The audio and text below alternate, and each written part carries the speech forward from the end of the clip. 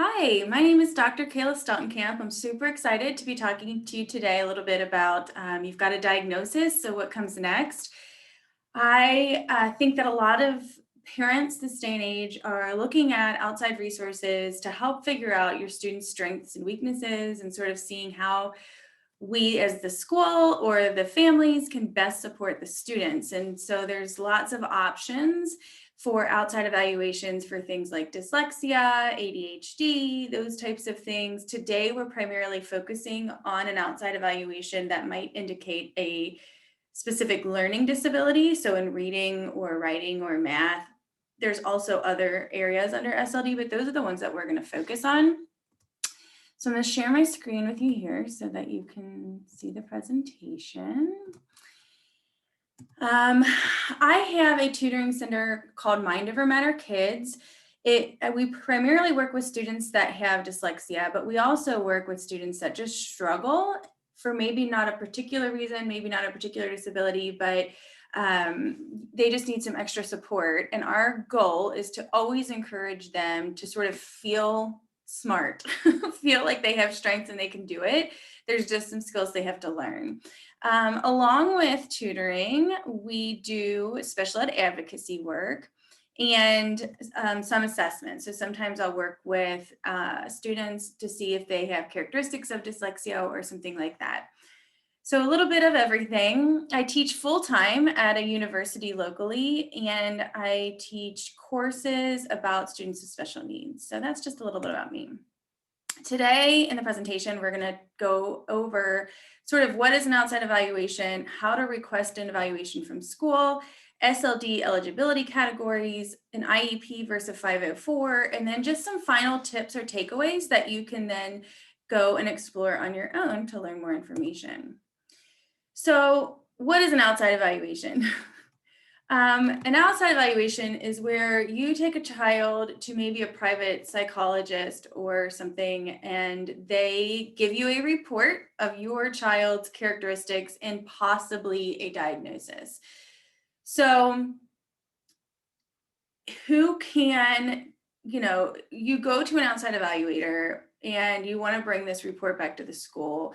Some schools will say they will only really give weight to or consider those evaluations that are completed by a licensed practitioner. So somebody who is qualified to give a diagnosis, meaning a psychologist, a speech and language practitioner, a doctor, a pediatrician, someone who has a license who can actually diagnose.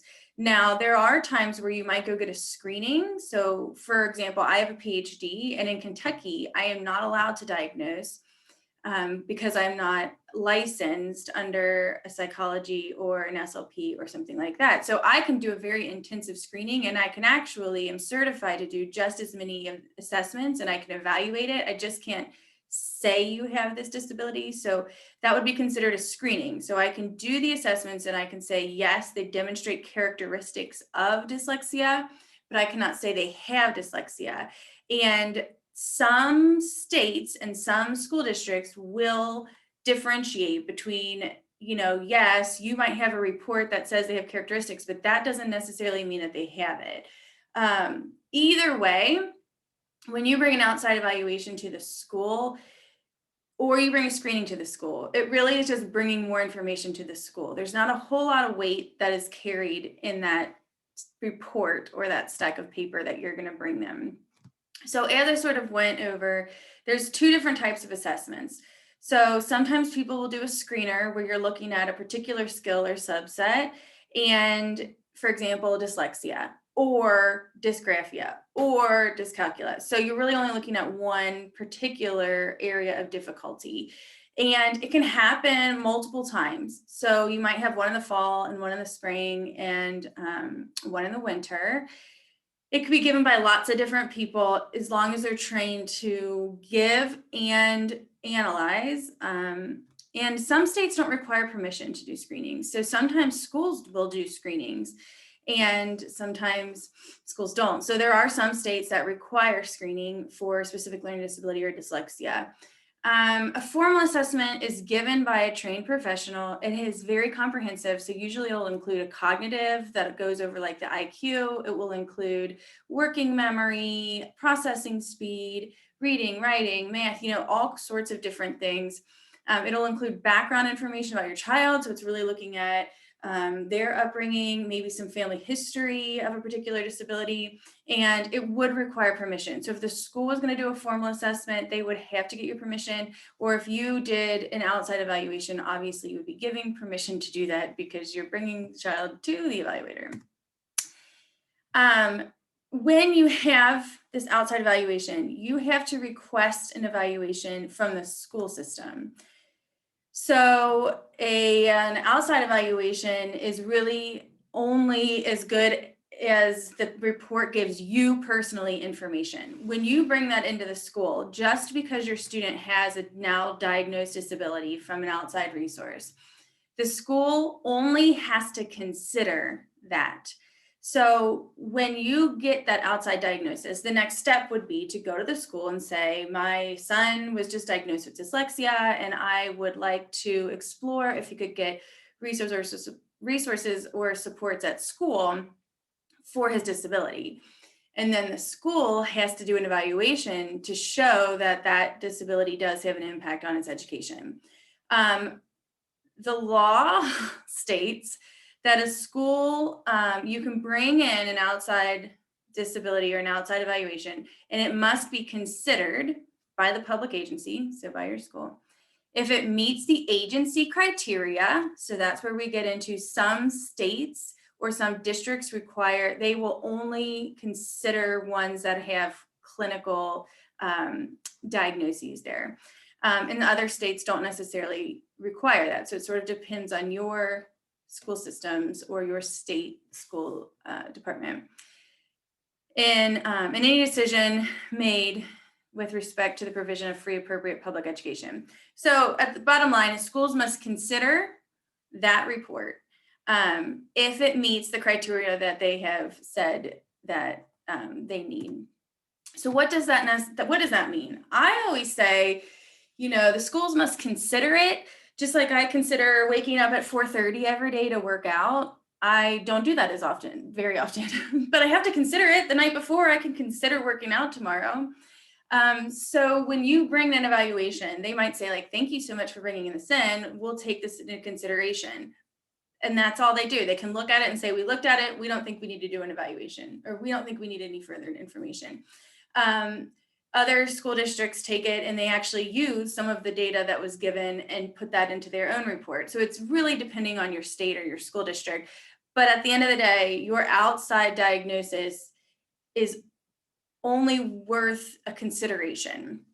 In terms of IDEA, the law does not require the team to accept the findings or implement the recommendations from the specialist. So if there's recommendations in that report that says the student would benefit from accommodations, including blah, blah, blah, blah, or the student would benefit from instruction on these skills, those are recommendations. The school does not have to implement those. There are times where your pediatrician might diagnose your kid with ADHD and say that they would benefit from a 504 plan, but that doesn't mean the school has to give you a 504 plan. Those are just recommendations that are written on that paper, and the school simply has to just consider that. So the law does not require the school to respond to the concerns about it, meaning they don't have to implement all of the things there. The law does, the law requires you, if you say your concerns, the school has to address that, but they just have to consider it. So they have to have a conversation that says, yes, you've said that he has an outside diagnosis. We've looked at it. We don't believe that we need to do anything further. So they have to at least acknowledge that you've given them that outside diagnosis.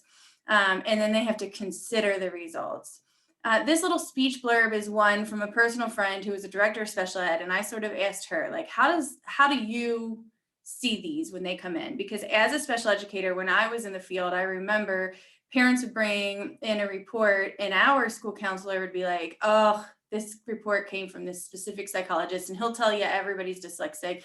it doesn't mean anything. This kid's fine. And we're not doing the evaluation. I don't even think she would even read it. I think she just saw the psychologist on the top of the form and just assumed, whatever it was that she assumed.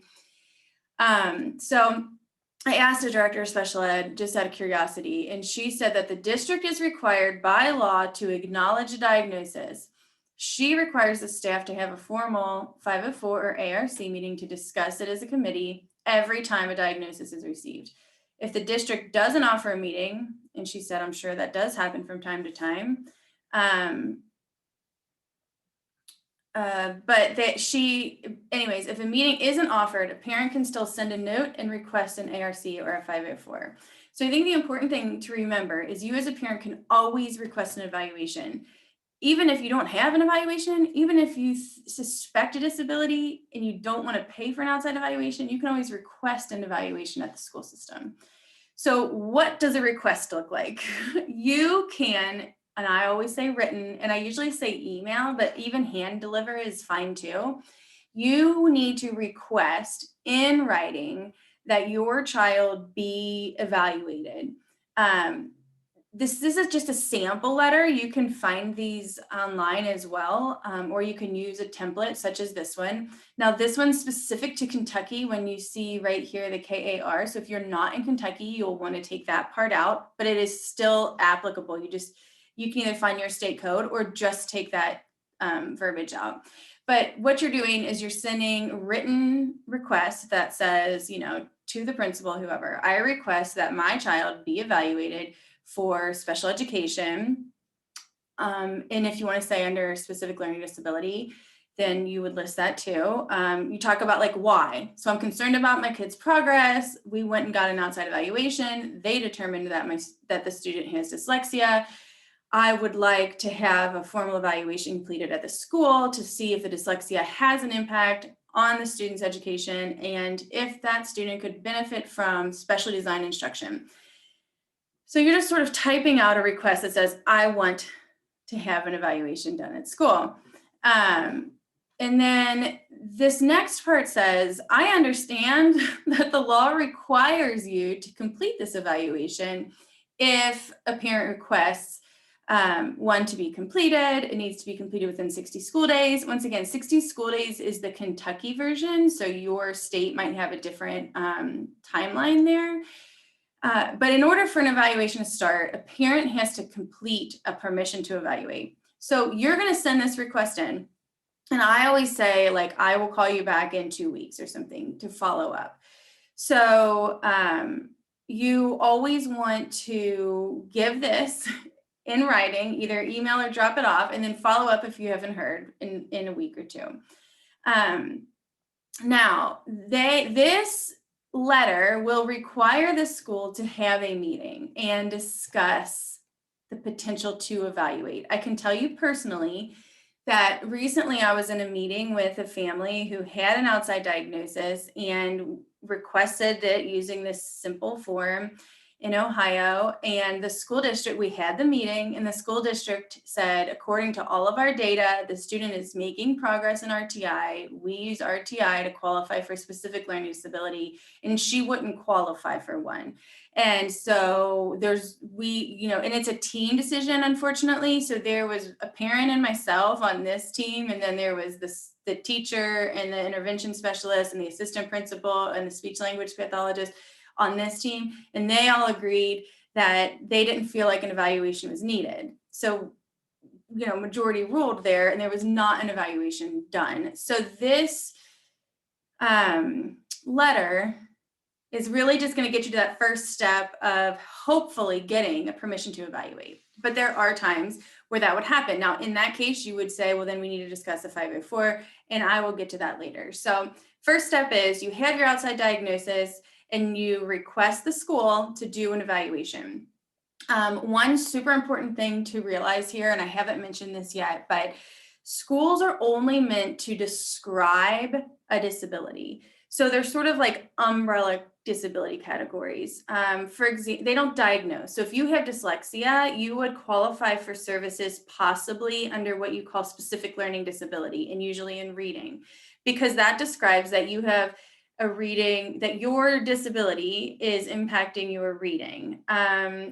Just like a student with Down syndrome doesn't qualify under Down syndrome. They might qualify under a mild mental disability or multiple disabilities. So the IDEA categories are not specific diagnoses, perhaps. The only one really that is autism or maybe hearing impairment. But most of them, like ADHD, would fall under other health impaired in the IDEA categories. So if you have an outside diagnosis, you're looking at what category under IDEA might this student qualify under.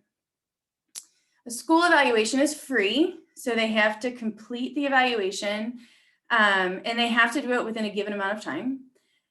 Once again, they don't diagnose anything, so they will describe your student's disability. So they might have a reading disability, and even if they have a reading disability, they might have it in basic reading, reading fluency, or reading comprehension. So there's different even sub-skills under SLD that the student would talk about. They can put dyslexia in an IEP, and that's another bone of contention sometimes with parents, because the teachers or the school doesn't want to say the D word.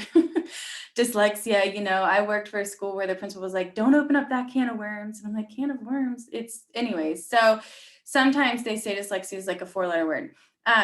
But they can put it in there, and there's a guidance document, and I'll refer to it again at the end, that explains that you absolutely can say that they show characteristics of dyslexia within the IEP. So here we go. You won an evaluation, you requested that the school completed the evaluation, but in order to qualify for a specific learning disability, the state and even the district will choose one of these models to use when they're looking at eligibility. So in Kentucky, which is where I live, we either use the discrepancy model or we use the RTI model, response to interventions. There's other states that have the strengths and weaknesses model as well. So under IDEA, it says that you can use all 3 of these. Our state only uses 2, and then districts actually sort of pick one that they're going to use. So some districts will use the RTI model, some districts will use the discrepancy model, and it really just depends on what is the primary mode or model that district uses. So a response to intervention model means that they're going to look at your child's progress on interventions. So you suspect your child has a disability and they're struggling with decoding, and so the school is giving interventions on letter sounds and on reading and watching that student's progress. If the student is not making progress, they might move to what you would call tier 2. So tier 1 is just this can also vary state by state, but the first level is just the general ed classroom. The second level is about 20 to 30 minutes of intervention. If they're still struggling, they might change the intervention. If they're still struggling, then they might move you up to the next tier, which is an additional 20 to 30 minutes. And so you sort of have to work through this process that says, okay, we've tried to provide extra doses of instruction and they're still not making progress. And so we suspect a disability at this point. One hard thing about response to intervention is it can be cyclical. So if they're doing really well, maybe they bump back down to tier 2, but then they start struggling again. And so they move back to tier 3. And each 6 to 8 weeks is when they sort of look at the data again and determine if they should move or not move. So this is how sometimes students get into the 3rd grade and they still haven't even moved forward with an evaluation because they're sort of stuck in this RTI process. When it comes to for your case, sometimes for people that may have an outside diagnosis, so they realize their kid has dyslexia, so they're going to put them in tutoring with a dyslexia specialist.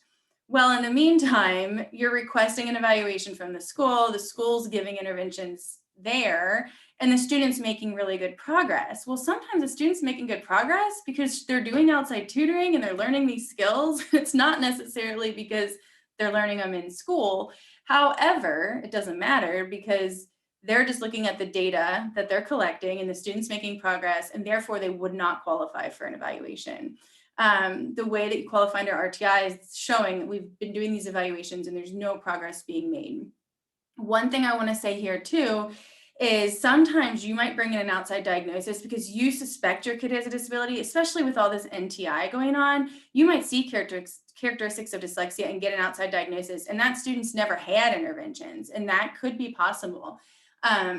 And you go and you request a meeting and they say, well, the student needs to have interventions before we can even consider doing an evaluation. And that is also incorrect. And at the end of the PowerPoint, I will also refer to a document where it says you cannot delay an evaluation because you need to do interventions. So what the school needs to do is begin the evaluation. And remember, they have 60 school days to do the evaluation. So they can begin the evaluation and start taking intervention data right then and there. And they will have 6 weeks, 60 days of intervention data to use to determine eligibility. The discrepancy model is really the old school model, and it comes down to math. Unfortunately, this is another one that can vary by state. So it used to be a 30-point difference. So if your IQ is a 92, then if you score 30 points below that in any of your tests, reading, decoding, reading comprehension, reading fluency, math calculation. So your IQ is a 92. If you scored on your math calculation 71, then they would say like, okay, you might qualify. Well, you wouldn't in that case because that's not 30 points, but they used to have a hard and steady 30-point discrepancy between your achievement, so what you can do in school, and your ability, so your cognitive. Now, some states create their own cut scores. So in Kentucky, we have our own discrepancy table. So you have to look and see, okay, this student had an GFGC, which is sort of comparable to an IQ, on the Woodcock-Johnson. And so then I have to go and look at table 2, column E, and then I go over, and that's the score that they would have to get on reading fluency to be considered having an SLD, specific learning disability, using discrepancy model. So the hard part with that is if the student scores like 2 points higher than what the cut score is, they don't qualify. And it's really difficult because these are like very specific tests. So they might come in and do this test with somebody that they don't know. It could be that, you know, it was right before gym, or maybe they were pulled from gym class and they didn't want to be in there, so they didn't perform their best. Or maybe sometimes they perform better one-on-one. And so, you know, the evaluator didn't really see their true ability. So there's lots of factors that can sort of go into the efficacy of using this method. But that is just the method that some districts and states still use. The other option is called patterns of strengths and weaknesses. So it's sort of similar to RTI. However, it's also using a little bit of that cognitive data. So what it's saying is if you're supposed to be performing at the level of a IQ of a 95, but some of your scores are an 82 and some of your scores are a 91, and you're not making a lot of progress in response to intervention, and your MAPS data or your Ames Web data or your DRA data is also below, but you've got strengths in math, or you've got strengths in decoding, but you're really struggling with fluency. So they're using specific data points, and they're trying to find patterns. So if you've ever taken a statistics class, you probably understand what I mean. I did include a link, and so hopefully you'll be able to link to that on your slide or your handout if you have one. But there's a great article from the Learning Disability Association that better explains the patterns of strengths and weaknesses. A lot of school districts don't use this option, but just to let you know that that is one of the ways that you might qualify for a specific learning disability. So you're going to request an evaluation. You're going to see which model you're going to use to determine if the child has a disability. You've collected all your data through one of those 3 models, and now your discussion is, does this student qualify for an IEP or a 504? So an IEP requires an adverse effect on their education. So does their disability have an adverse effect on their ability to learn, reading or something like that? And if so, they would get specially designed instruction on that skill that they're struggling on by a special education teacher. A lot of times students won't qualify for an IEP because they're sort of on the bubble. So yes, they have an outside disability, but it's not really impacting their academics in the school system. And another personal experience is there was a little boy who scored average 85 and above on his Woodcock-Johnson on his academic tests. And he had a C in the 4th grade. And so they kept saying, he's doing pretty well because he's performing in the average range. And so as an advocate, I said, yes, a C is considered average, but let's look at the 4th graders at your school. What's the average grade for those 4th graders? And then we sort of looked at it from that, and he was not average when you compared him to his peers in his class.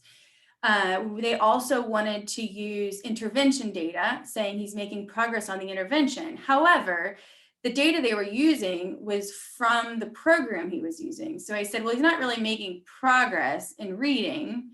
He's progressing through that program he's doing. So yeah, he finished lesson 1 and now he's on lesson 2 and now he's, 10 weeks later on lesson 10. So this data just shows that he's completing the program. It doesn't show that he's actually making progress on being able to decode all these words or increasing in his words per minute or answering comprehension questions correctly or better, more accurately. All this data is showing is that he's progressing through the program. So you have to be careful when the school's trying to use some sort of data to say, we don't see an impact. You have to, if you're seeing an impact, you need to really try to find those data points that you can to support that there truly is an adverse effect. If there's not, and they don't qualify for an IEP, you can request a 504. Now, once again, just because you have an outside diagnosis doesn't necessarily mean you'll get a 504, but you can absolutely request one.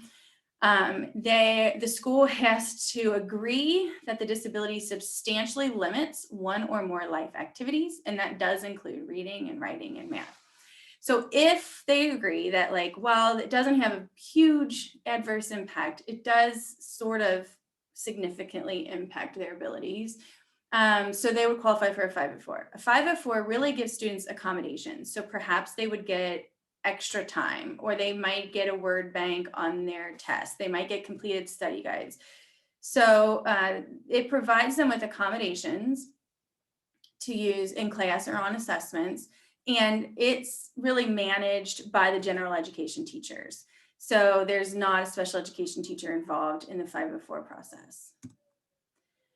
Some final tips, speak up. So don't ever, the school's going to continue to say what they want to say, and you need to continue to have your voice heard as well. Keep all documentation, because there's time when you're in meetings and they're like, oh my gosh, they're doing so great and we don't see any problems. And then you get their spelling test home and they got a 4 out of 10.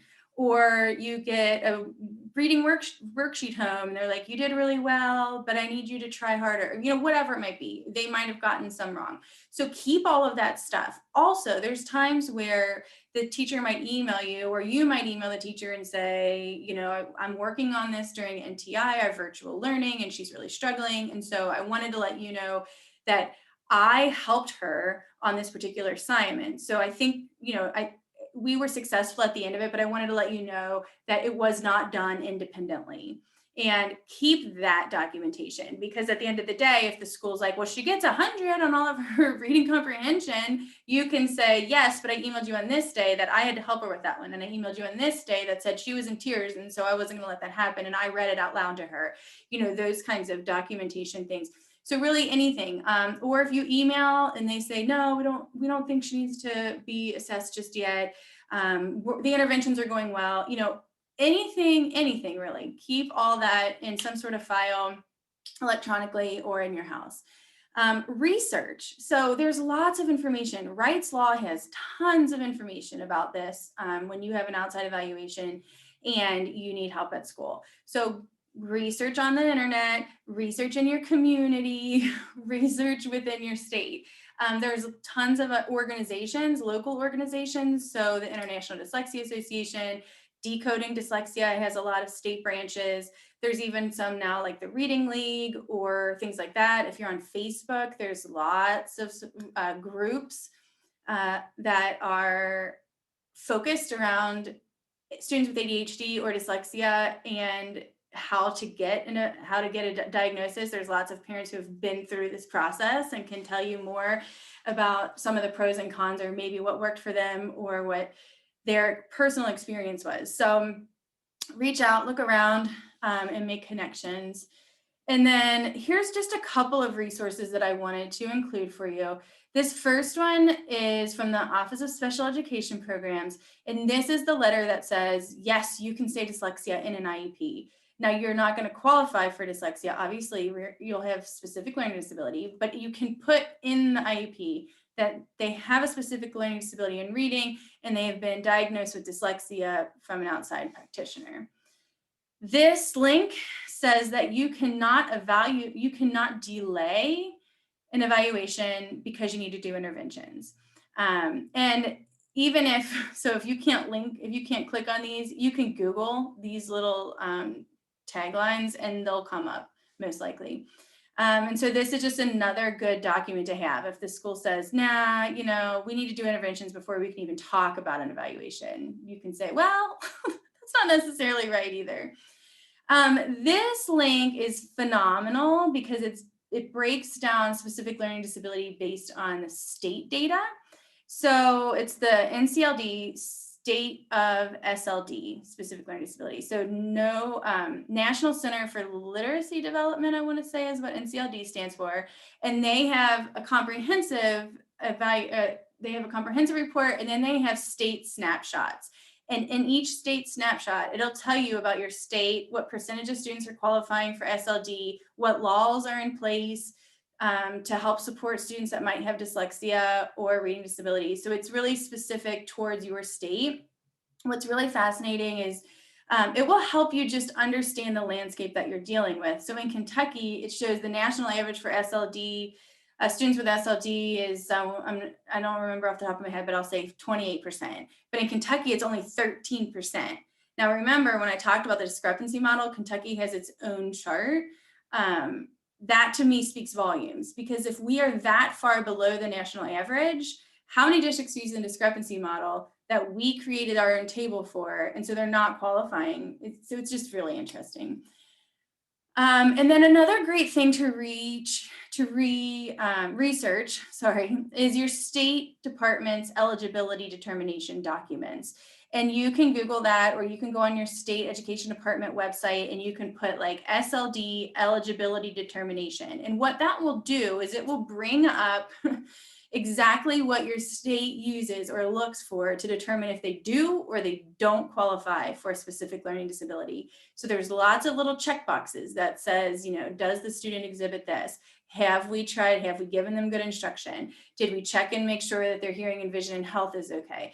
But it will help you to see on your end what the school has to determine, or what the school uses to determine if, yes, your outside diagnosis plus their evaluation meet the needs for a disability or not. So that's it. I know this is virtual, so it's not interactive. You can't ask me questions right now, but feel free to reach out to me with any further questions. I forgot to edit this one. So you should have my information, but it's just Kayla at mindovermatterkids.com. And it should be there. If not, you can Google Mind Over Matter Kids and the contact us page is right there. If you're on Facebook, you can like it there, message me there. And then this is just credit because I used this PowerPoint for the presentation. So I just want to thank you so much. It's been great to present to you. I hope you learned a little bit about the process, and good luck on your journey.